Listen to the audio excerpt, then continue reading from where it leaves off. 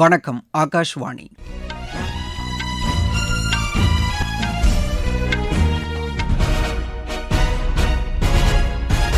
செய்திகள் வாசிப்பவர் பாலசுப்ரமணி கன்னியப்பன். தலைப்புச் செய்திகள்: ஜல்சக்தி திட்டத்தை நிறைவேற்றுவதற்கு அரசியல் சாசன சிற்பி அம்பேத்கரின் தொலைநோக்கு பார்வையே காரணம் என பிரதமர் திரு நரேந்திர மோடி தெரிவித்துள்ளார். உள்நாட்டு பாதுகாப்பை உறுதி செய்வதில் மத்திய ரிசர்வ் காவல் படையினரின் பங்கு முக்கியமானது என்று உள்துறை அமைச்சர் திரு அமித்ஷா கூறியுள்ளார். முன்னாள் பிரதமர் அடல் பிகாரி வாஜ்பாய் ஆட்சிக் காலத்தில் இந்தியா 8.4% வளர்ச்சியை எட்டியதாக பாதுகாப்புத்துறை அமைச்சர் திரு ராஜ்நாத் சிங் தெரிவித்துள்ளார். அரசு திட்டங்களின் பலன் கடைக்கோடியில் உள்ள மக்களையும் சென்றடைந்தால்தான் வளர்ச்சியடைந்த இந்தியாவை உருவாக்க முடியும் என்று மத்திய இணையமைச்சர் திரு எல் முருகன் கூறியுள்ளார். கஜகஸ்தானில் பயணிகள் விமானம் விபத்துக்குள்ளானதில் 30க்கும் மேற்பட்டோர் உயிரிழந்துள்ளனர். இனி விரிவான செய்திகள். அரசியல் சாசன சிற்பி அம்பேத்கரின் தொலைநோக்கு பார்வையின் அடிப்படையிலேயே மத்திய அரசு ஜல்சக்தி திட்டத்தை நிறைவேற்றி வருவதாக பிரதமர் திரு நரேந்திர மோடி தெரிவித்துள்ளார். மத்திய பிரதேச மாநிலம் கஜுராஹோவில் கென் பெட்வா நதிநீர் இணைப்பு திட்டத்திற்கு அடிக்கல் நாட்டி அவர் உரையாற்றினார். தண்ணீர் பற்றாக்குறை வருங்காலத்தில் பெரும் சவாலாக இருக்கும் என்று கூறிய பிரதமர், நாட்டின் வளர்ச்சிக்காக அம்பேத்கர் தெரிவித்த யோசனைகளை முந்தைய காங்கிரஸ் அரசு புறக்கணித்ததோடு அவரது சாதனைகளையும் மறைத்துவிட்டதாக குற்றம் சாட்டினார்.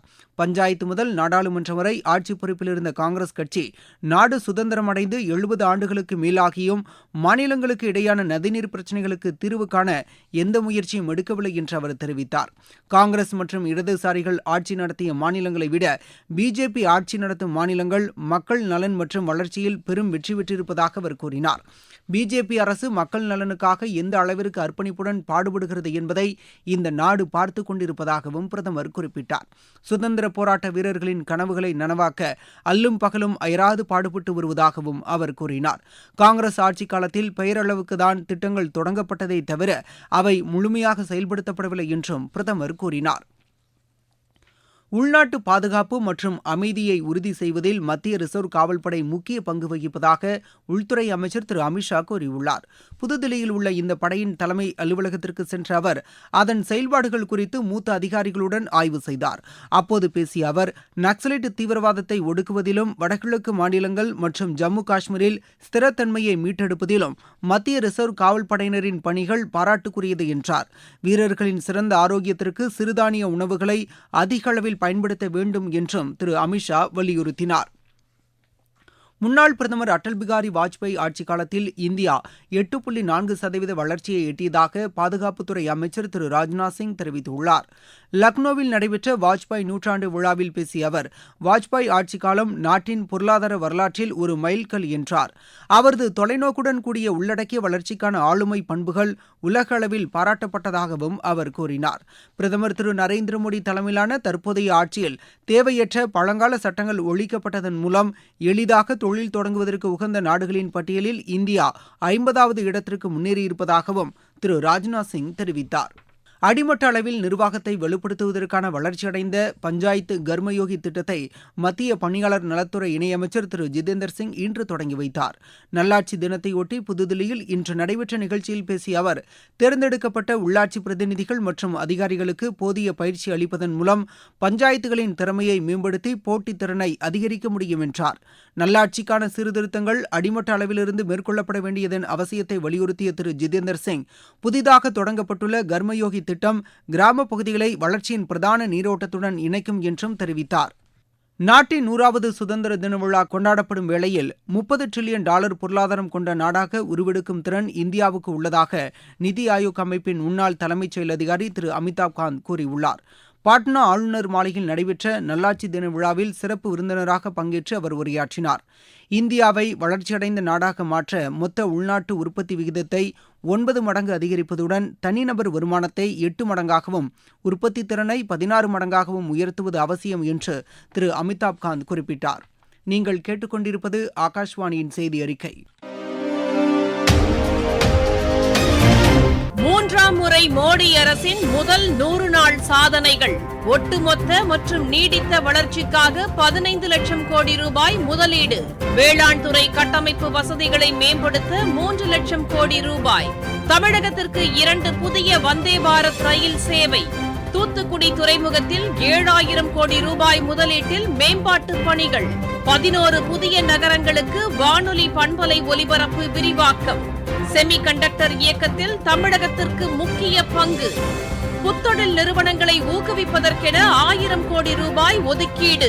வளர்ச்சியடைந்த இந்தியாவிற்கான பயணத்தில் மோடி அரசு. தொடரும் மக்கள் நலத் திட்டங்கள். அரசு திட்டங்களின் பலன் கடைக்கோடியில் உள்ள மக்களையும் சென்றடைந்தால்தான் வளர்ச்சியடைந்த இந்தியாவை உருவாக்க முடியும் என தகவல் ஒலிபரப்புத்துறை இணையமைச்சர் திரு எல் முருகன் கூறியுள்ளார். ஜார்க்கண்ட் மாநிலம் பலமு மாவட்டம் தல்தோல்கஞ்ச் பகுதியில் உள்ள ஆகாஷ்வாணி மற்றும் தூர்தர்ஷன் நிலையங்களை இன்று பார்வையிட்ட அவர் ஆகாஷ்வாணி நிலையத்திலிருந்து வானொலி நேயர்களுடன் கலந்துரையாடினார். பிரதமர் திரு நரேந்திர மோடி தலைமையிலான மத்திய அரசு ஆகாஷ்வாணி தூர்தர்ஷன் வாயிலாக மக்களுக்கு சிறந்த நிகழ்ச்சிகளை ஒலிபரப்ப உறுதி பூண்டுள்ளதாக அவர் தெரிவித்தார்.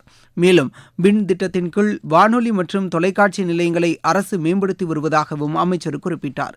இந்தியாவின் தகவல் தொடர்பு கட்டமைப்பில் ஆகாஷ்வாணி முக்கிய இடம் பெறுவதாகவும் சமுதாயத்திற்கு அதிகாரமளிப்பதுடன் மாற்றத்தை ஏற்படுத்தக்கூடிய திட்டங்கள் குறித்து விழிப்புணர்வை ஏற்படுத்துவதிலும் சிறந்து விளங்குவதாக திரு எல் முருகன் தெரிவித்தார்.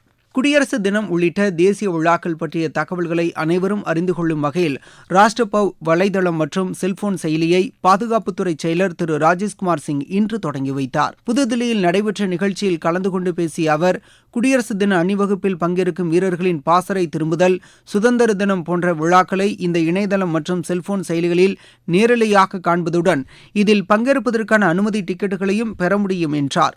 மேலும் மாநில அரசுகள் மற்றும் மத்திய அமைச்சகங்கள் சார்பில் குடியரசு தின அணிவகுப்பில் இடம்பெறும் அலங்கார ஊர்தி குறித்த விவரங்களையும் இந்த வலைதளத்தில் அறிந்து கொள்ளலாம் என்று திரு ராஜேஷ்குமார் சிங் தெரிவித்தார். தேசிய ஜனநாயக கூட்டணி கட்சி தலைவர்களின் ஆலோசனைக் கூட்டம் புதுதில்லியில் இன்று பிஜேபி தலைவரும் மத்திய அமைச்சருமான திரு ஜே பி நட்டா தலைமையில் நடைபெற்றது. இதில் உள்துறை அமைச்சர் திரு அமித்ஷா, தெலுங்கு தேசம் கட்சித் தலைவர் திரு சந்திரபாபு நாயுடு, மதச்சார்பற்ற ஜனதாதள கட்சியின் திரு குமாரசாமி, ஐக்கிய ஜனதாதள கட்சியின் திரு ராஜீவ் ரஞ்சன் சிங், அப்னாதல் கட்சியின் திருமதி அனுப்பிரியா பட்டேல் உள்ளிட்ட தலைவர்கள் பங்கேற்றனர். இந்த கூட்டத்தில் கூட்டணி கட்சிகளுக்கு இடையான ஒருங்கிணைப்பை வலுப்படுத்துவது குறித்து விவாதிக்கப்பட்டதாக தெரிகிறது. அஸ்ஸாமில் 2 தீவிரவாதிகள் கைது செய்யப்பட்டதன் காரணமாக அம்மாநிலத்தில் நடத்தப்படவிருந்த பெரும் தாக்குதல் முயற்சி முறியடிக்கப்பட்டிருக்கிறது. அம்மாநில சிறப்பு அதிரடிப்படையினர் கோக்ரஜார் மாவட்டத்தில் நேற்று இரவு மேற்கொண்ட ஆபரேஷன் பிரகத் என்ற பெயரிலான தேடுதல் வேட்டையின் போது பெரும் அளவிலான ஆயுதங்கள் மற்றும் வெடிப்பொருட்கள் கைப்பற்றப்பட்டதாக தெரிவிக்கப்பட்டுள்ளது. கைது செய்யப்பட்ட தீவிரவாதிகள் சர்வதேச தீவிரவாத அமைப்புகளுடன் தொடர்பு வைத்துள்ளதாக சந்தேகிக்கப்படுகிறது. நடப்பு நிதியாண்டின் முதல் அரையாண்டு காலத்தில் வெளிநாடு வாழ் இந்தியர்களின் சேமிப்பு $11.9 பில்லியன் அளவிற்கு அதிகரித்துள்ளதாக ரிசர்வ் வங்கி தெரிவித்துள்ளது. இது கடந்த ஆண்டின் இதே காலகட்டத்தை விட $6.1 பில்லியன் அதிகமாகும். கடந்த அக்டோபர் மாதம் வரையிலான காலத்தில் வெளிநாடு வாழ் இந்தியர்களின் மொத்த சேமிப்பு $162.7 பில்லியன் உள்ளது என்றும் ரிசர்வ் வங்கியின் சமீபத்திய அறிக்கையில் தெரிவிக்கப்பட்டுள்ளது. கஜகஸ்தானின் அக்தது விமான நிலையம் அருகே பயணிகள் விமானம் விபத்துக்குள்ளானதில் 30க்கும் மேற்பட்டோர் உயிரிழந்துள்ளனர். கஜகஸ்தானின் அக்தவ் விமான நிலையம் அருகே பயணிகள் விமானம் விபத்துக்குள்ளானதில் 30க்கும் மேற்பட்டோர் உயிரிழந்துள்ளனர். 62 பயணிகள் மற்றும் 5 ஊழியர்களுடன் அசர்பைஜான் நாட்டின் பகுவிலிருந்து ரஷ்யாவின் குரோசினிக்கு சென்று கொண்டிருந்த இந்த விமானம் பனிமூட்டம் காரணமாக கஜகஸ்தானின் அக்தவ் அருகே அவசரமாக தரையிறங்க முற்பட்டபோது தரையில் மோதி தீப்பற்றியது. இந்த விபத்தில் 32 பேர் உயிர் பிழைத்திருப்பதாக கஜகஸ்தான் அதிகாரிகள் மேற்கோள் காட்டி சர்வதேச ஊடகங்கள் தெரிவித்துள்ளன. அகமதாபாத்தில் நடைபெற்று வரும் சர்வதேச டென்னிஸ் போட்டியில் இந்தியாவின் வைஷ்ணவி அட்கர் காலிறுதிக்கு முன்னேறியுள்ளார். மகளிர் ஒற்றையர் பிரிவு காலிறுதிக்கு முந்தைய சுற்று ஆட்டத்தில் 6-1, 6-3 என்ற செட் கணக்கில் லட்சுமி பிரபாவை வென்றார். இப்போட்டியின் ஒற்றையர் பிரிவில் சீல் தேசாய், ராஜேஸ்வரன் ரேவதி, ஆகான்ஷா திலீப் ஆகியோரும் காலிறுதிக்கு முன்னேறியுள்ளனர். மீண்டும் தலைப்புச் செய்திகள். ஜல்சக்தி திட்டத்தை நிறைவேற்றுவதற்கு அரசியல் சாசன சிற்பி அம்பேத்கரின் தொலைநோக்கு பார்வையே காரணம் என பிரதமர் திரு நரேந்திர மோடி தெரிவித்துள்ளார்.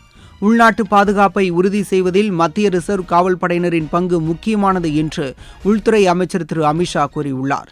முன்னாள் பிரதமர் அடல் பிகாரி வாஜ்பாய் ஆட்சிக் காலத்தில் இந்தியா 8.4% வளர்ச்சியை எட்டியதாக பாதுகாப்புத்துறை அமைச்சர் திரு ராஜ்நாத் சிங் தெரிவித்துள்ளார். அரசு திட்டங்களின் பலன் கடைக்கோடியில் உள்ள மக்களையும் சென்றடைந்தால்தான் வளர்ச்சியடைந்த இந்தியாவை உருவாக்க முடியும் என்று மத்திய இணையமைச்சர் திரு எல் முருகன் கூறியுள்ளார். கஜகஸ்தானில் பயணிகள் விமானம் விபத்துக்குள்ளானதில் 30க்கும் மேற்பட்டோர் உயிரிழந்துள்ளனர். இத்துடன் இந்த செய்தி அறிக்கை நிறைவடைகிறது. எமது செய்திகளை சமூக வலைதள பக்கங்களில் AIR நியூஸ் சென்னை என்ற முகவரியிலும் RNU சென்னை என்ற யூடியூப் சேனலிலும் உடனுக்குடன் அறிந்து கொள்ளலாம்.